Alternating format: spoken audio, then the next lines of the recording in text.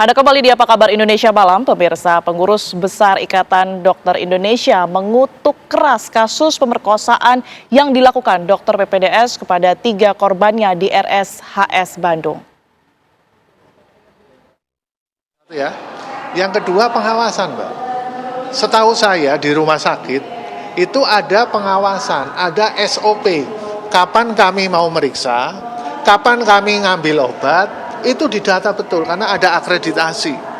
Nah itu apakah karena ini rumah sakit milik Kementerian Kesehatan, tentunya mereka punya kewenangan menjelaskan. Kalau di rumah sakit seluruh Indonesia itu harusnya ada SOP-nya. Ngambil obat satu pun itu harus tercatat. Untuk apa? Meriksa pasien pun harus ada SOP-nya. Ditemani keluarga, ditemani sejawat atau perawat. Saya tidak tahu kasus yang di mana? Di Bandung itu seperti apa saya nggak tahu. Artinya bisa dikatakan ini melanggar SOP dong dokter atau gimana? Ya saya tidak tahu apakah ada SOP-nya ataukah pelanggaran SOP. Itu yang tahu adalah rumah sakit. Mengenai kriminal ini ya ID sangat mengutuk ya. Terus terang menampar kami ya. Seharusnya kami itu kan mohon maaf ya, profesi tanpa merendahkan profesi lain ya, profesi yang mengedepankan etika. Sumpah dokter sudah sebegitunya. Kemudian masuk koas saja sudah disumpah juga. Kemudian dalam menjalankan itu selalu tim. Kami itu selalu tim, dokter, perawat, dan yang lain-lain. Nah itu kami sangat tertampar, makanya kami sangat mengutuk dan kalau perlu secara kriminal ya harus ditegakkan hukum. Kami di ID sudah melakukan proses, tapi kan kami menunggu hasil penyelidikan dan penyidikan.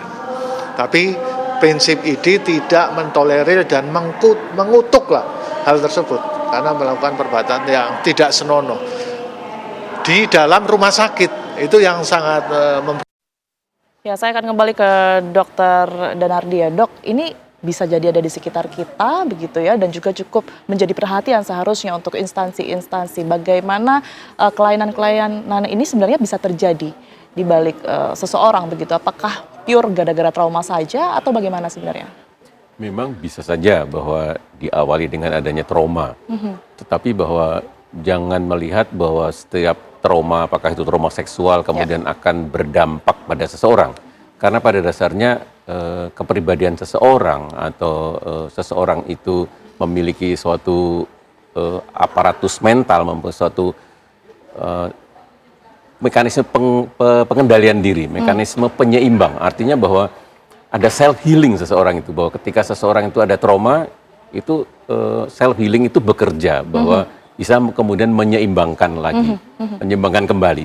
Nah, kalau barangkali kemudian itu trauma itu mungkin relatif berat atau juga mungkin seseorang itu tidak mampu untuk menyeimbangkan kembali, itu seharusnya dalam suatu tes psikometri bisa terlihat. Nah, makanya tadi bahwa kalau kita ini akan merekrut calon dokter atau calon dokter spesialis, atau juga kebetulan saya itu di TNI AU, bahwa itu juga bisa melihat bahwa dari awal dengan tes psikometri itu untuk men-screening, untuk kemudian mewawancarai lebih dalam. Bahwa dengan melihat ada skala yang meninggi, skala yang abnormal, itu kita harus wawancara ke dalam, bahkan juga kita melakukan mencari informasi 360 derajat, bahwa ini si X ini sehari-hari bagaimana, tanya kepada ada perawat di sana, ada cleaning service di sana, atasannya. Ya artinya bahwa ketika kita sudah muncul sesuatu, ada tanda-tanda yang tidak baik, itu harus terus dikejar. Artinya bahwa kalau tadi bahwa ini memang mau jadi dokter, mau jadi pilot, jadi tentara, itu nggak main-main, itu profesi yang bisa membahayakan. Artinya bahwa bisa saja trauma, tetapi bahwa kalau memang itu seseorang itu tidak mampu menyeimbangkan, untuk tes tertentu kita kejar. Baik, tapi kalau kita spesifik berbicara mengenai somnofilia, dokter, ini munculnya tuh secara tiba-tiba atau seperti apa sebenarnya? Karena kan kalau kita lihat apa yang dilakukan pelaku ini justru tidak menggambarkan bahwa itu tiba-tiba begitu. Ia bahkan bisa memilih siapa korbannya nampaknya. Betul, kalau kita berbicara di orientasi seksual, itu memang betul tidak tiba-tiba. Itu biasanya perjalanan panjang, mungkin sejak remaja memang sudah mempunyai orientasi seksual tertentu. Tapi jangan dilihat bahwa itu tadi, bahwa itu sebagai suatu kelainan dan tidak bisa mengontrol, bahwa pada dasarnya orang itu dibekali bahwa ada ego, ada super ego, itu ada meskipun ada suatu dorongan itu bahwa seseorang harus mampu mengendalikan diri untuk sehat, untuk bisa berkumpul dengan orang-orang lain. Artinya bahwa tidak mungkin seseorang itu hanya mengembangkan kemauannya saja. Dia harus mampu bahwa ini baik nggak ya, ini merugikan orang nggak ya, ini mencelakakan saya nggak ya, mencelakakan orang lain nggak ya. Artinya bahwa seseorang itu pasti dalam suatu keseimbangan. Artinya tidak mungkin bahwa mungkin orientasi seksual bahwa yang tidak biasa tadi, apakah mau somnofilia, nekrofilia, itu kalau seseorang berkembang dalam kondisi sehat itu mampu mengendalikan. Seharusnya mampu. Seharusnya mampu mengendalikan. Oke. Ya. Kalau kita berbicara lagi, tapi kalau spesifik mengenai somnofilia ini artinya dok, kalau kita lihat kasus ini kan bisa memilih begitu ya, dia bisa tahu kenapa dia harus membius si A misalnya. Dan seperti yang tadi sudah dikatakan ini cukup terencana, apa iya kalau memang disebut kelainan seksual ini seperti ini? Itu tadi, bahwa mungkin benar bahwa ada kelainan orientasi seksual, tapi bukan berarti bahwa dia tidak mampu mengendalikan diri. Kembali lagi ke pengadilan diri berarti ya? Bahwa dia mampu merencanakan, mampu membuat secara rapi terorganisasi, artinya kognitifnya bekerja dengan baik. Seharusnya orang yang punya kognitif baik itu mampu mengendalikan diri, mana yang boleh, mana yang tidak boleh, mana yang merugikan, mana yang menguntungkan. Oke, saya ke Bu Sri. Bu Sri, ini banyak sorotan ya sebenarnya dari publik terhadap pihak kepolisian begitu. Kenapa polisi ini penting menyampaikan bahwa pelaku ini mengidap kelainan seksual, apa yang setidaknya menjadi pertimbangan begitu? Karena yang mengutamakan ini ada personal, mungkin dia yang lebih tahu ya. Barangkali saat itu ada pertanyaan. Saat itu ada pertanyaan. Polisi tidak berpikir bahwa masyarakat menduga bahwa ini akan menjadi alasan yang meringankan. Tetapi di dalam dunia kepolisian, apapun itu dilakukan bukan untuk mencari meringankan. Ya, jadi mencari motif apa yang mendorong dia. Lalu dia mungkin mengemukakan itu boleh-boleh saja. Tapi sebenarnya tidak ada urgensinya ya untuk menyampaikan latar belakang pelaku ini. Mungkin ada pertanyaan kala itu. Mungkin ada kala itu. Apakah sengaja direncanakan itu? Karena memang gini, pemahaman kepolisian dengan pemahaman publik itu beda. Ya, ini mungkin yang barangkali untuk teman-teman saya di luar sana juga menjadi perlu juga nih paham. Begitu bilang ada kelainan, wah jangan-jangan nanti dia bisa bebas, jangan-jangan nanti dia bisa cukup dengan direhabilitasi. Oh tidak. Ini makanya beliau bilang psikologi forensik. Jangan-jangan, mohon maaf nih, sekali lagi mohon maaf. Jangan-jangan si pelaku ini mengambil jurusan itu untuk melancarkan orientasi atau imajinasi seksualnya dia. Bisa jadi. Nah, ini nanti akan dibuktikan oleh ahli. Sejak kapan dia mulai meminati bidang itu? Kenapa mesti bidang itu? Mungkin bisa dilihat dari nilai-nilai. Kenapa kamu tidak ambil yang lebih firm gitu ya nilainya? Bidang ini kenapa kamu tidak ambil? Apa alasannya? Dari situ nanti, ya itu namanya psikologi forensik, itu akan melakukan tracing mundur jauh ke belakang.